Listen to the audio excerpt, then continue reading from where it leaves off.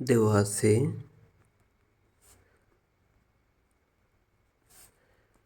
2x 2/x সমান হচ্ছে 3। যেহেতু দেখাও যে এর অঙ্ক, তাহলে আমাদেরকে দেখাতে হবে বাম পক্ষ সমান ডান পক্ষ। তাহলে আমরা বাম পক্ষ নেব। বাম পক্ষ সমান 8x³ 1/x³ গুণ করব। 8 এবং x³ গুণ করলে 8x³, 8 এবং 1 গুণ করলে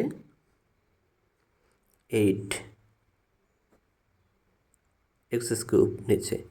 তার মানে 8টা শুধু গুণ হবে ওপরের সংখ্যার সাথে।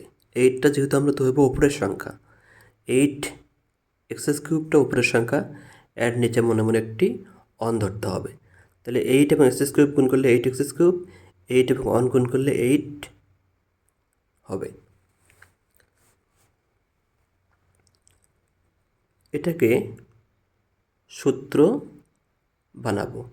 তাহলে হবে 2x নেব, 2টাকে 3 বার গুণ করলে 8 হবে, অর্থাৎ 2x এর উপরে কিউব দেব। তাহলে উপরেও 2, 2টাকে 3 বার গুণ করলে 8 হবে। 2/x এর উপরে কিউব দেব। তাহলে 2xকে গুণ করলে 8x³ হবে, 2কে 3 বার গুণ করলে 8 হবে, এবং xকে 3 বার গুণ করলে x³ হবে।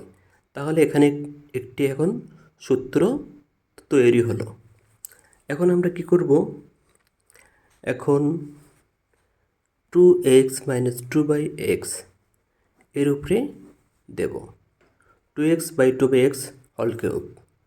তাহলে হবে প্লাস 3 × 2x × 2/x, তারপরে 2x 2/x।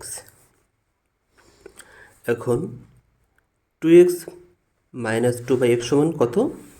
এখানে 3, তাহলে আমরা 3 বসিয়ে দেব। 3 তার উপরে কিউব দেবো যেহেতু কিউব আছে, প্লাস এগুলো যেহেতু উপরের সংখ্যা, তাহলে 2xটা উপরে যাবে, x কেটে যাবে। তাহলে এখানে আছে 3 × 2 × 2, 3 × 2 × 2, এখানে আবার 3 আসবে।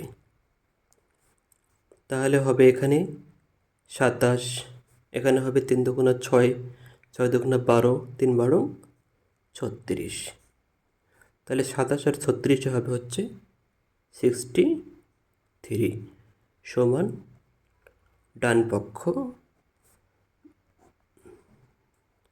দেখানো হলো।